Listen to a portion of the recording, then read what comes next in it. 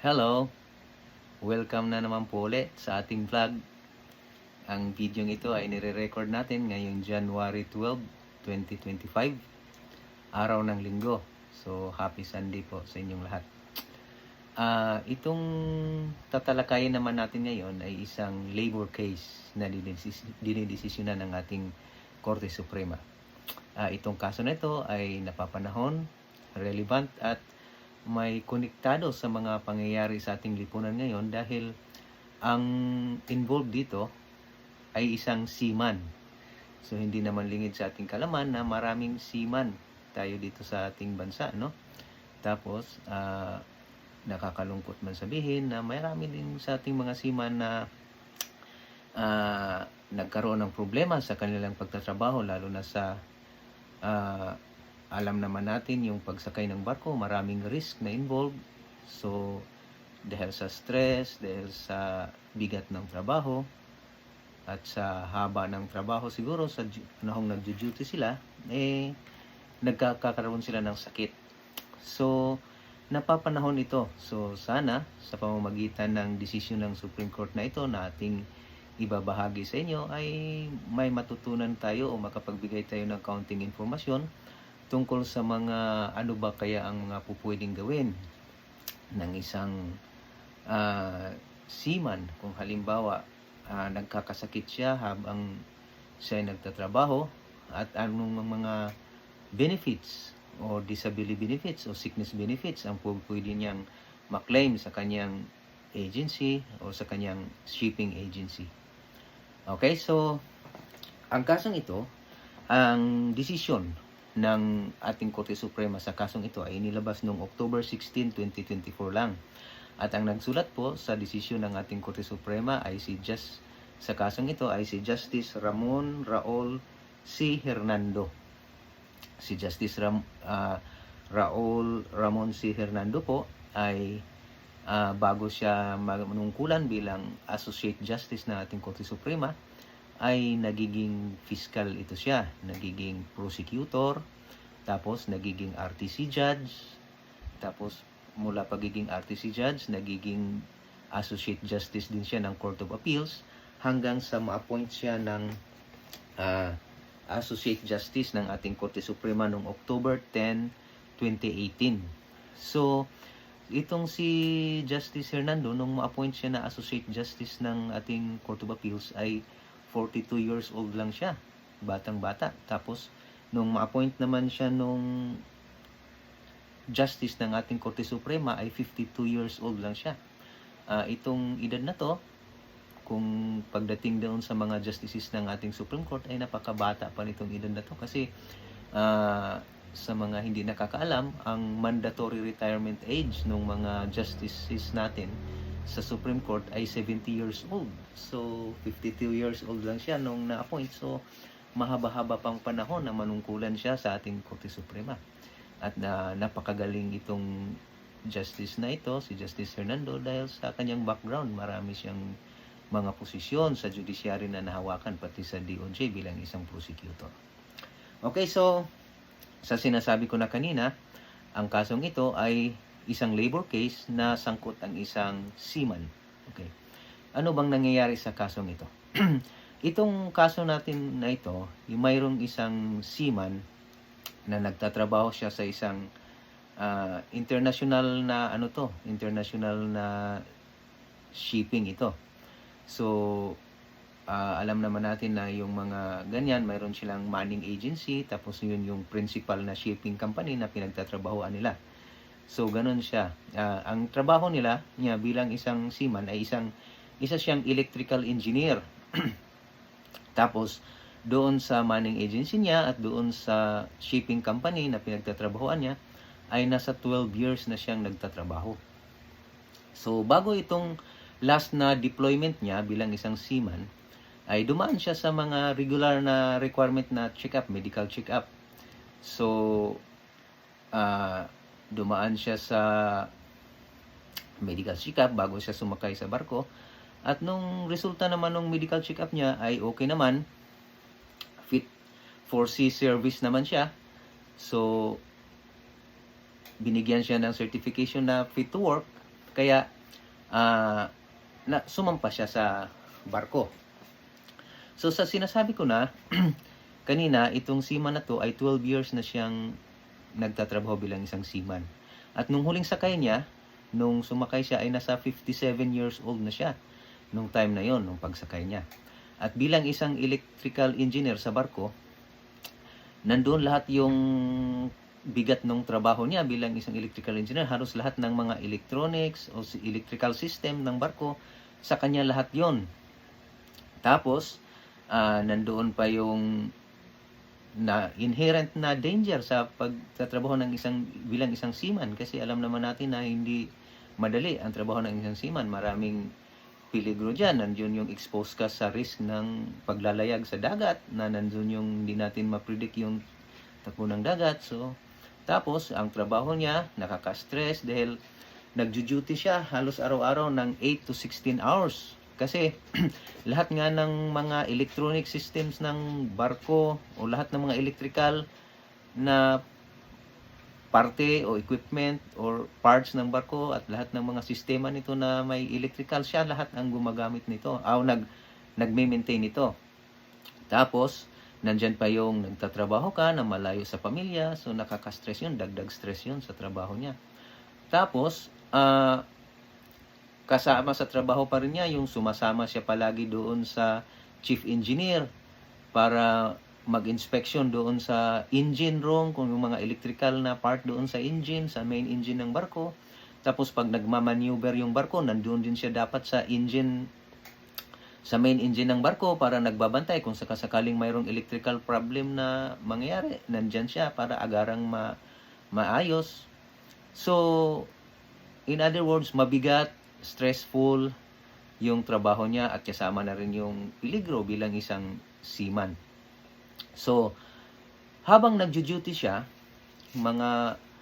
nandoon siya sa mga 5 buwan na yata siguro siya mula nung sumampa siya nasa barko. Habang nandoon siya sa main engine room ng barko at nagkukumpuni ng electrical connection doon, ay bigla siyang nakaranas ng pananakit ng dibdib at hindi siya makahinga. So, yung pananakit ng dibdib niya at yung hindi niya pagkahinga ay wala namang kasamang ubo, lagnat, o yung palpitation o yung mabilis na pagtibok ng puso. Basta yun lang ang dinadaing niya, na sumasakit yung dibdib niya at hindi siya makahinga. So, nagre-request siya kaagad ng immediate medical attention sa barko nila. Kaso nga lang, ang problema, nasa open sea sila nung time na yon. So, hindi siya mapapagamot agad. So, after 4 days lang, matapos nung makadaong sila sa isang bansa sa Africa, doon na siya naipagamot. Tapos, nung mapagamot siya doon sa lugar na yon, dumaan siya sa mga laboratory test at nakita doon na mayroon siyang problema sa kanyang blood clotting system. At medyo unusually, abnormally high yung kanyang blood pressure.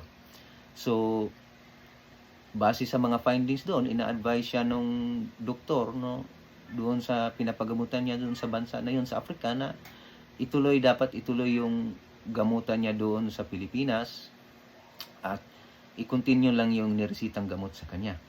So, dahil sa finding na ito, nung nagpagamot siya, nirekomenda siya nung kapitan, nung master of the vessel, yung kapitan ng barko, na i-repatriate siya, na pauwiin siya sa Pilipinas. So, mukhang hindi niya matapos yung kontrata niya kasi pinauwi siya for medical repatriation dahil nga doon sa nagkaroon siya ng sakit.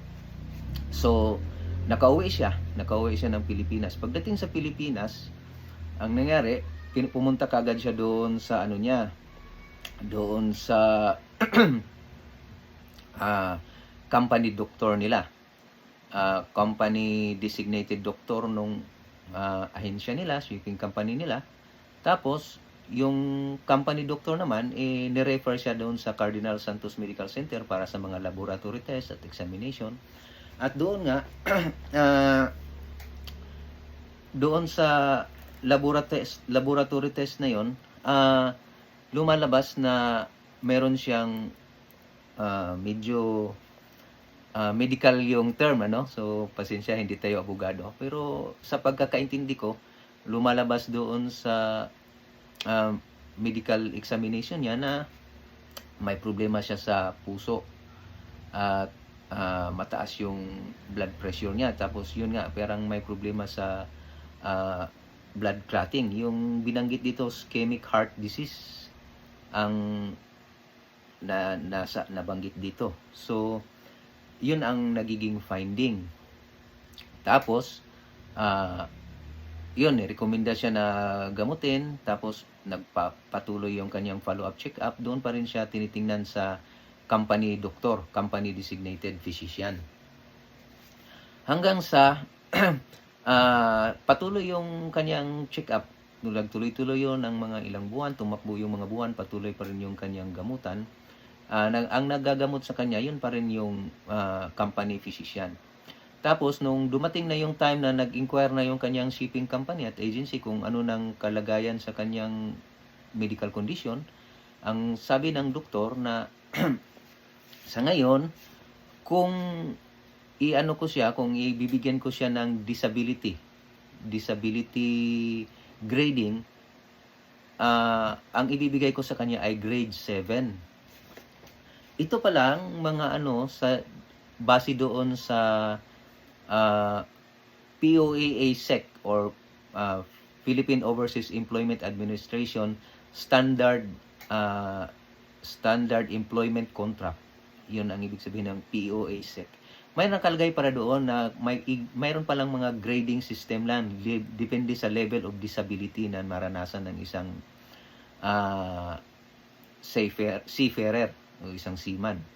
So, ang grade 7 na binigay ng company physician sa doon kay seaman, ang ibig sabihin nun, kumbaga, permanent disability, permanent and partial disability lang ang ibig sabihin nun pag grade 7 ang binigay sa iyo. So, yun ang ni-report nung company physician doon sa manning agency at doon sa shipping company ng seaman nung nag-inquire sila o humingi sila ng report sa status ng kanyang medical condition. So, hanggang sa nagpatuloy yung gamutan until such time na natapos na yung paggamot, final na yung paggamot ng company physician doon kay seaman, at yun na nga yung sinasabi niya na ang grading, ang disability grading na ibibigay niya ay permanent and partial disability, grade 7 ang binibigay niya. So pagkatapos pagkatapos nung gamutan doon ni company physician, ang ginawa ni seaman, kumonsulta siya sa ibang doktor, nagpagamot siya sa ibang doktor. At ang sabi ng kanyang doktor nung nagpagamot siya na yung kanyang condition, ang medical condition niya ay talagang totally and permanently paralyzed siya para gawin pa yung trabaho ng isang seaman. So nagkaroon ng conflict, kumbaga hindi magkatugma yung finding ng doktor na pinuntahan ni seaman at saka yung company doktor doon sa agency niya at sa shipping company niya. Dahil ang sabi ng shipping company niya, ang physician doon sa shipping company nila, na grade 7 lang or partial permanent disability lang ang binigay niyang rating. Pero ang sabi ng physician na kinonsulta ni seaman, after siya magamot, after makamplito yung gamutan niya at yung findings ng company physician, ang sabi niya na total permanent disability daw. So, ang nangyari nun, si seaman, nung mag-file siya ng compensation, disability, compensation doon sa kanyang manning agency at sa shipping company niya, hindi siya nabayaran. Kaya napilitan siyang magsampa ng kaso, mag-claim ng kaso, lumapit sa Department of Labor. So, nagsampa siya ng kaso sa Department of Labor, dumaan siya sa labor arbiter. Ang kiniklaim niya, nag-claim siya ng compensation para sa permanent and total disability. Kasi yun yung finding ng doktor na kinonsultan niya, hindi lang partial kundi total disability. So, full disability payment ang hinihingi niya. So, nung magdesisyon yung lumabas yung desisyon ng labor arbiter, kinatigan ni labor arbiter si seaman. Ang sabi ni labor arbiter na itong si seaman, compensable yung disability niya kasi work-related. So yun pala ang ibig sabihin nun. Kailangan pala para ang isang sakit o medical condition ng isang seaman para masasabi nating pwedeng bayaran, pwede kang mag-claim ng sickness benefits or disability benefits, dapat work-related yon or may kaugnayan sa trabaho. At ang sabi ng labor arbiter na walang kaduda-duda na yung sakit na nakuha ni seaman ay work-related yan. Bunga yan sa matinding stress ng kanyang trabaho, bunga yon sa matinding pagod, at dahil na rin sa mga pagkain sa barko na mataas ang kolesterol, mataas ang fats, tsaka low in fiber. So, napilitan siyang kumain ng mga ganung pagkain dahil wala naman siyang ibang choice. So, dahil doon, ang sakit na ito ay na-acquire niya sa kanyang trabaho, work-related, kaya dapat babayaran siya. At base naman sa sinabi ni labor arbiter na base doon sa finding ng kanyang doktor na total disability, hindi lang partial. So, complete, permanent and total disability ang naibigay niya. Kaya, ang ginawa ni labor arbiter, inaward sa kanya yung full compensation ng total disability. Inawardan siya ng $90,000 for disability compensation. Tapos, employment allowance na nasa halagang 2,800 pesos. Tsaka mayroon pang attorney's fees ang inaward sa kanya. So, dahil doon, yung shipping company at yung manning agency nung seaman, inapila nila sa NLRC. Kasi ganun ang mag-umpisa yan sa labor arbiter, tapos pag pwede mong iakyat sa National Labor Relations Commission. So inapila ng manning agency at ng shipping company ni seaman yung desisyon ni labor arbiter. Kasi kino-question nila na hindi daw dapat bayaran si seaman ng kanyang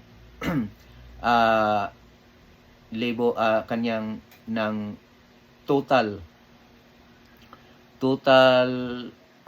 disability benefits na $90,000 dahil nga unang-una wala namang kino-contest nila na wala namang kaugnayan yung kanyang trabaho, yung kanyang sakit. Wala namang kaugnayan yun, connection no na nakuha niya yun sa kanyang trabaho. Hindi naman niya na-establish na konektado sa kanyang trabaho yung pagkakaroon niya ng sakit. Yung sakit, problema niya sa puso at saka yung problema niya sa heart. Problema niya sa puso at yung problema niya sa blood pressure niya. So, yun yung sinabi nila. At saka, na-violate niya yung requirement na na hindi naman niya kino-contest yung finding nung company designated physician na partial disability lang, hindi total disability.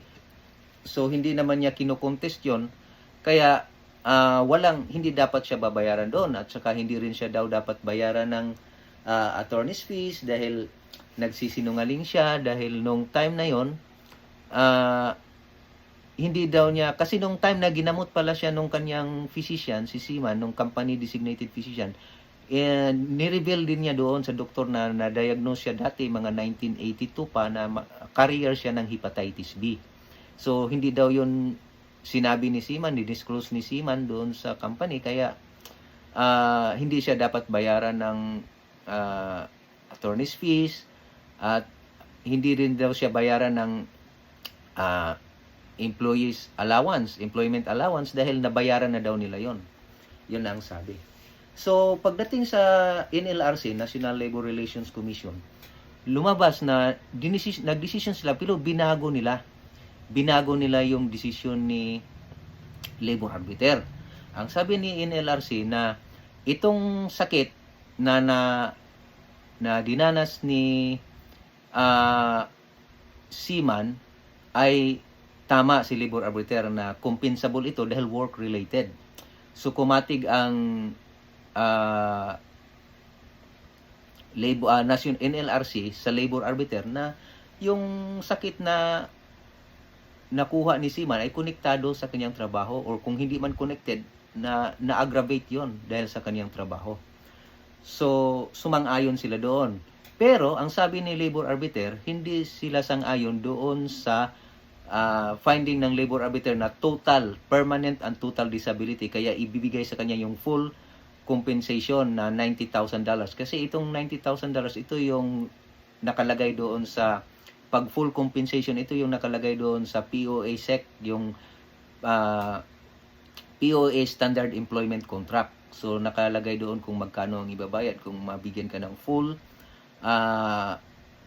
total disability benefits, so 90,000. Ang sabi ng NLRC na hindi dapat, kasi ang dapat masunod yung finding ng company physician. Dahil ang sabi ng NLRC, dapat kasi masunod dito ang finding ng company physician, dahil hindi naman sinunod ni Seaman yung requirement na dapat pala nakalagay daw doon sa POA SEC or POA Standard Employment Contract na kung sakaling hindi magkatugma yung finding ng physician, company physician at yung doktor ni Seaman, ang gagawin sana nila doon, i-contest yun ni Seaman. I-refute niya yung finding ng Seaman, tapos magkasundo sila, yung company physician, yung manning and shipping company at si Seaman, magkasundo sila na kukuha sila ng isang doktor na hindi yung doktor ni Seaman at hindi din yung company si Seaman. Third doktor, kukuha sila ng third doktor, at yung third doktor, kung ano ang magiging finding niya, yun na yung magiging final. Hindi daw to nasunod ni Seaman. Kasi ang ginawa ni Seaman, after niya na magpatingin doon sa doktor niya, nag-file na siya kaagad ng claim ng total disability benefits. Hindi naman niya kino-contest na yung finding, hindi niya kino-contest muna yung finding ng company designated physician na partial disability benefits lang yung nirekomenda sa kanya. So dahil doon, ang sabi ni NLRC, kaya ang magiging final o ang masusunod na finding, yung finding ni company physician, dahil hindi kino-contest. Kaya dapat partial lang. So ang award niya ay nasa $20,900 lang ang award niya for disability benefits, hindi yung full award na $90,000. So dahil doon sa finding ng NLRC, ang nangyari, pareho silang nag-apila sa Court of Appeals. Ang Manning Agency at pati si Seaman nag-apila din, kasi inapila ni Seaman, ang gusto nga mangyari ni Seaman na masunod yung finding ng labor arbiter na dapat 90,000. So inapila naman ng Manning Agency niya na dapat wala silang dapat bayaran kay Seaman, dahil nga yun, kino-contest nga nila na hindi naman work related yung kanyang sakit, at hindi niya nasunod yung requirement na dapat kukuha sila ng third doctor para siyang titingin, at yung ibang kiniklaim niya nabayaran na daw nila. So yun, kino-contest din yun. So pagdating sa Court of Appeals, ang nagiging decision ng Court of Appeals, inaffirm niya yung nagiging decision ng NLRC. Sabi ng Court of Appeals na tama si NLRC at si labor arbiter na yung sakit na nakuha ni Seaman ay konektado sa kanyang trabaho, related sa kanyang trabaho. Tapos kaya dapat bayaran siya, pero ang ibabayad sa kanya hindi nga full or total disability benefit ang ibibigay sa kanya, kundi partial disability lang, dahil ang masusunod nga yung finding ng company physician, dahil hindi nasunod ni Seaman yung requirement nga na nakalagay pala doon sa POA na dapat pag hindi magkasundo yung finding ng company physician at yung doktor ni Seaman, dapat ang mag-usap sila at magkasundo sila na kukuha ng ibang doktor, third doktor, at siya ang titingin, at kung anong magiging finding niya, yun ang magiging final. So dahil hindi nasunod daw yun ni Seaman, ang sabi ng Court of Appeals, magiging final na yon, ang masusunod na desisyon, yung desisyon ng company physician, kaya dapat partial ang i-award sa kanya. So dahil doon, hindi pa rin pareho silang hindi satisfied sa nagiging desisyon ng Court of Appeals, kaya inakyat nila sa Supreme Court yung kaso.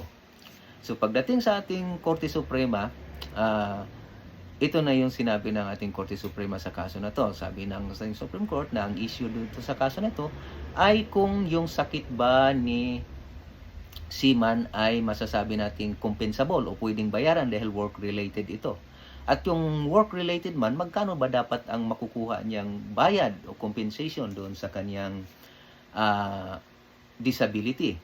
So, ang sabi ng Supreme Court na tama yung finding ng Court of Appeals, finding ng NLRC, at ang finding ng labor arbiter na dapat bayaran si seaman ng disability benefits dahil yung sakit na nakuha niya ay work-related.